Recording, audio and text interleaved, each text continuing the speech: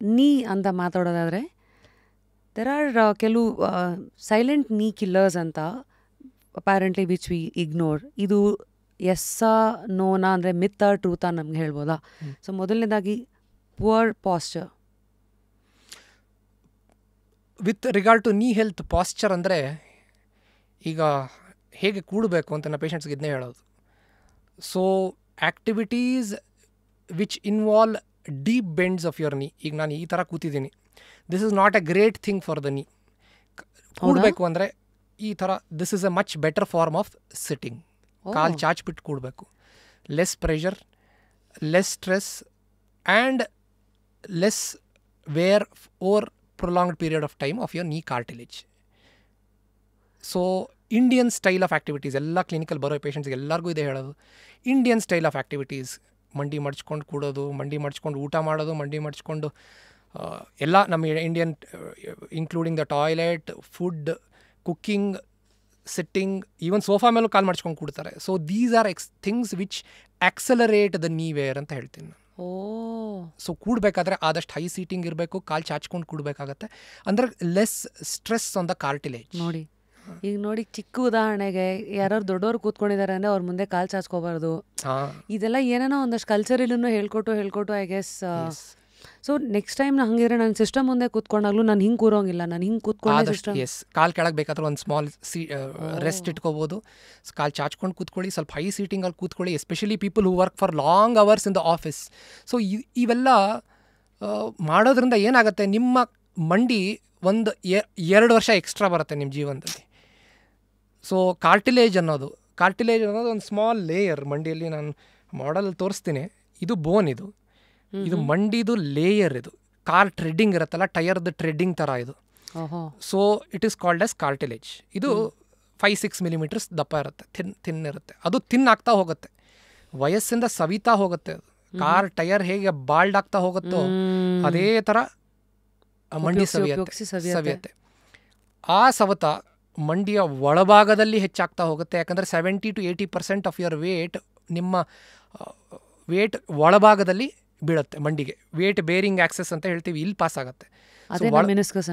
Meniscus is a bush. Meniscus is a rubbery thing called as the bush. Cartilage ಅನ್ನೋದು ಈ lining bluish thing ನಿಮ್ಗೆ ಕಾಣ್ತಾ ಇದೆ. ಆರ್ಥರೈಟಿಸ್ದು ಎಲ್ಲ ಇರೋದು ಇದರಲ್ಲೇ. ಇದು ಒಂದರಿಂದ ನೀ ಆರ್ಥರೈಟಿಸ್, ಆರ್ಟಿಕ್ಯುಲರ್ ಕಾರ್ಟಿಲೇಜ್ ಅಂತ ಕರಿತೀವಿ, ನೀಲಿ ಬಣ್ಣದು. ಇದು ಬೋನ್ ಮೇಲೆ ಕವರಿಂಗ್ ಇರುತ್ತೆ, ಕಾರ್ ಟ್ರೆಡ್ಡಿಂಗ್ ಥರ. ಇದ್ರ ಮೇಲೆ ನಿಮ್ಮ ಮಂಡಿ ಮೂವ್ ಆಗೋದು. ಅರ್ಥ ಆಯಿತು. ಸೊ ಡಿಲ್ಯಾಮಿನೇಟೆಡ್ ವೇರ್ ಅಂತ ಕರಿತೀವಿ. ಡಿಲ್ಯಾಮಿನೇಷನ್ ಅಂದರೆ ಹಳೆ ಕಾಲದಲ್ಲಿ ಲ್ಯಾಮಿನೇಷನ್ ಅಂತ ಮಾಡ್ತಾ ಇದ್ವಿ ನಾವು. ಲ್ಯಾಮಿನೇಟೆಡ್ ಶೀಟ್ಸ್ ಮಾಡಿದರೆ ಹಳೇ ಲ್ಯಾಮಿನೇಟೆಡ್ ಶೀಟಲ್ಲಿ ಕಿತ್ಕೊಂಡ್ಬಂದಿರೋದು. ಸೊ ಅದೇ ಥರ ಇಟ್ ಡಿಲ್ಯಾಮಿನೇಟ್ಸ್.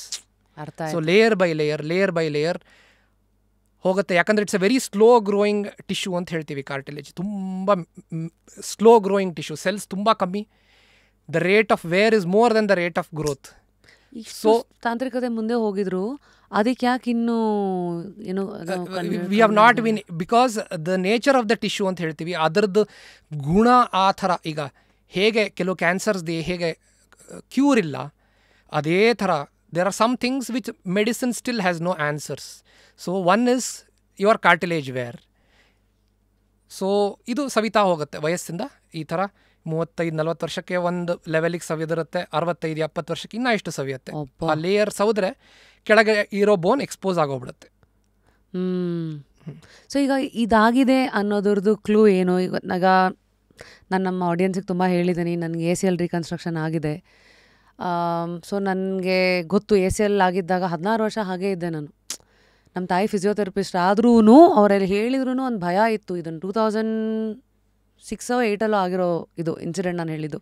19ವರೆಗೂ ನಾನು ಬ್ಯಾಡ್ಮಿಂಟನ್ ಆಡೋಕ್ಕೆ ಕೋವಿಡ್ ಟೈಮಲ್ಲಿ ಶುರು ಮಾಡಿದಾಗ ಮಾತ್ರ ನನಗೆ ಅದರದ್ದು ನೆಸೆಸಿಟಿ ಜಾಸ್ತಿ ಆಯಿತು. ಇಲ್ಲಾಂದರೆ ಸೆಡೆಂಟ್ರಿ ಎಲ್ಲ ಯಾಕೆ ಬಿಡು ಅಂತ ಹೆದರಿಕೆಗೆ ಮಾಡಿಸಿರಲಿಲ್ಲ. ಬಟ್ ಅದರಲ್ಲಿ ನಾನು ಯಾಕೆ ನನ್ನ ಪರ್ಸ್ನಲ್ ಸ್ಟೋರಿ ಹೇಳ್ತಾ ಇದ್ದೀನಿ ಅಂದರೆ, ಅದು ಮಾಡಿಸ್ಕೊಳ್ದೆ ನೀ ಮೇಲೆ ಏನು ಪ್ರೆಷರ್ ಬಿದ್ದಿದೆ ನನಗೆ ಗೊತ್ತಾಯಿತು. ಈಗಲೂ ಕೆಲವು ಸತಿ ನನಗೆ ಟಕ್ ಅಂತ ಸೌಂಡ್ ಬರುತ್ತೆ ACL ರಿಕನ್ಸ್ಟ್ರಕ್ಷನ್ ಆಗಿದ್ರು. ಸೊ ನಂತರ ದಯವಿಟ್ಟು ಮಾಡ್ಕೋಬೇಡಿ, ಆದಾಗ ಇಮಿಡಿಯೇಟಾಗಿ ಅಡ್ರೆಸ್ ಮಾಡಿ. ಬಟ್ ಆದ್ರೂ ಹ್ಯಾವಿಂಗ್ ಸೆಡ್ ದ್ಯಾಟ್, ಈಗ ನಾರ್ಮಲ್ ನೀ ಇರೋರಿಗೆ when should they read, how to read the early symptoms of wear and tear in the ಇದು ನೀವು ಹೇಳ್ದ ಲ್ಯಾಮಿನೇಟೆಡ್ ಇದು ಮಂಡಿ. ಮೇರ್ ಸೊ ಮಂಡಿ ಸವತ ಆಸ್ಟಿಯೋ ಆರ್ಥರೈಟಿಸ್ ಅಂತ ಹೇಳ್ತೇವೆ. ಇಂಗ್ಲೀಷಲ್ಲಿ ತುಂಬ ಚೆನ್ನಾಗಿರೋ ಪದ ಇದೆ ಅದಕ್ಕೆ, ಡಿಜೆನರೇಷನ್ ಅಂತ ಕರಿತೀವಿ. ಕನ್ನಡದಲ್ಲಿ ಅದು ಈಕ್ವಲೆಂಟ್ ಪದ ಯಾವುದೂ ಇಲ್ಲ. ಸೊ ಏಜ್ ರಿಲೇಟೆಡ್ ಡಿಜೆನರೇಷನ್ ಅಂತ ಕರಿತೀವಿ. ವಯಸ್ಸಿಗೆ ತಕ್ಕ ಸವತ, closest I can get in Kannada. ವಯಸ್ಸಿಗೆ ತಕ್ಕ ಸವತ. ಸೊ ಕಾರ್ ಹೇಗೆ ಹೆಚ್ಚು, ನಾನು ಪೇಷಂಟ್ಸ್ಗೆ ಇದೇ ಉದಾಹರಣೆ ಕೊಡೋದು, ಹೆಚ್ಚು ಕಿಲೋಮೀಟರ್ಸ್ ಓಡಿದರೆ ಹೆಚ್ಚು ಸವಿಯತ್ತೆ. ನೀವು ಗುಡ್ಡ ಕ್ರಾಸ್ ಕಂಟ್ರಿ ಕಾರ್ ರನ್ ಮಾಡಿದರೆ ಬೇಗ ಸವಿಯತ್ತೆ. ತುಂಬ ಲೋಡ್ ಹಾಕಿದರೆ ಕಾರಲ್ಲಿ, ಲಗೇಜ್ ತುಂಬ, ಜನ ತುಂಬ ಇದ್ದರೆ ಬೇಗ ಸವಿಯತ್ತೆ.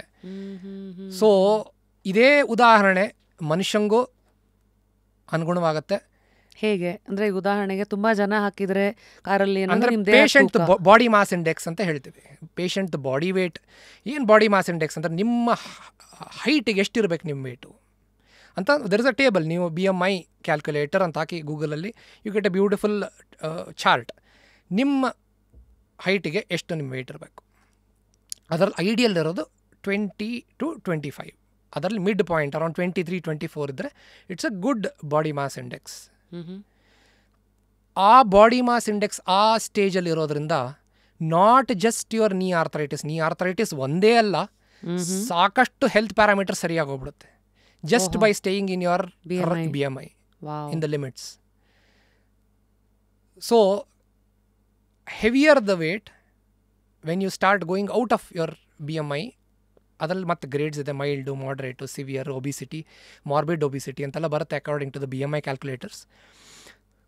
The load on the knee is increased, ಹೆಚ್ಚಾಗುತ್ತೆ, ಸವತ ಹೆಚ್ಚಾಗುತ್ತೆ. Not just that your fitness levels drop, the ability for you to walk also reduces. Right. So it has got multiple effects. So younger people who are listening to this, pay attention to your weight. You still have age on your side. So that is a very simple thing. Eat the right stuff. Don't eat junk. Exercise. ಎಲ್ಲ doctors ಹೇಳೋದು ಇದೆ, same thing what I am telling. But ಅದು follow ಮಾಡೋದು ಎಷ್ಟು ಜನ ಹೇಳಿ? Follow ಮಾಡೋದು ಕಮ್ಮಿ ಆಗುತ್ತೆ. ನನ್ನ ಪೇಷಂಟ್ಸಿಗೆ ಇಷ್ಟೆಲ್ಲ ತಿನ್ನಬೇಡಿ ಅಂತ ಹೇಳಿದ್ರೆ ಮತ್ತೇನು ತಿನ್ಬೇಕು ಹೇಳಿ ಅಂತ ಹೇಳ್ಬಿಡ್ತಾರೆ. ಸೊ ಬೇಜಾರು ಮಾಡ್ಕೊಂಡ್ಬಿಡ್ತಾರೆ. ಸೊ ನಾನು ಇದು ತಿನ್ನಬೇಡಿ ಅದು ತಿನ್ನಬೇಡಿ ಅಂತ I ask restrictions with respect to the food to keep your weight ideal. So you have to try to keep it as much as possible in the current circumstances. ನಿಮ್ಮ ಸರ್ಕಮ್ಸ್ಟೆನ್ಸಸಲ್ಲಿ ಎಷ್ಟಾಗುತ್ತೋ ಅಷ್ಟು ಐಡಿಯಲ್ ವೇಟ್ನ ಇಟ್ಕೊಳ್ಳಿಕ್ಕೆ ಟ್ರೈ ಮಾಡಿ. Nothing comes easy doctor. Yes. ಈಗ ಯಾವ್ದು ಈಸಿನೋ ಆಮೇಲೆ ಕಷ್ಟ ಆಗುತ್ತೆ, ಈಗ ಯಾವ್ದು ಕಷ್ಟನೋ ಆಮೇಲೆ ಅದು ಈಸಿ ಆಗುತ್ತೆ ಅನ್ನೋದನ್ನ you have to respect that and value it ಅನ್ಸುತ್ತೆ. ಹೌದು. So thank you for giving us the understanding as to ಹೇಗೆ BMI ಕಂಟ್ರೋಲಲ್ಲಿದ್ದರೆ ಮೋಸ್ಟ್ ಆಫ್ ದ ಕಾಯಿಲೆಗಳು ಕಂಟ್ರೋಲ್ ಅಂದರೆ ಬರೋದೇ ಇಲ್ಲ, ಹತ್ರ ಬರಲ್ಲ ಅಂತ. ಅದರಲ್ಲಿ ದೇಹದ ತೂಕ ನೀಗೆ ಹೇಗೆ ಎಫೆಕ್ಟ್ ಮಾಡುತ್ತೆ ಹೇಳಿದ್ದೀರಾ.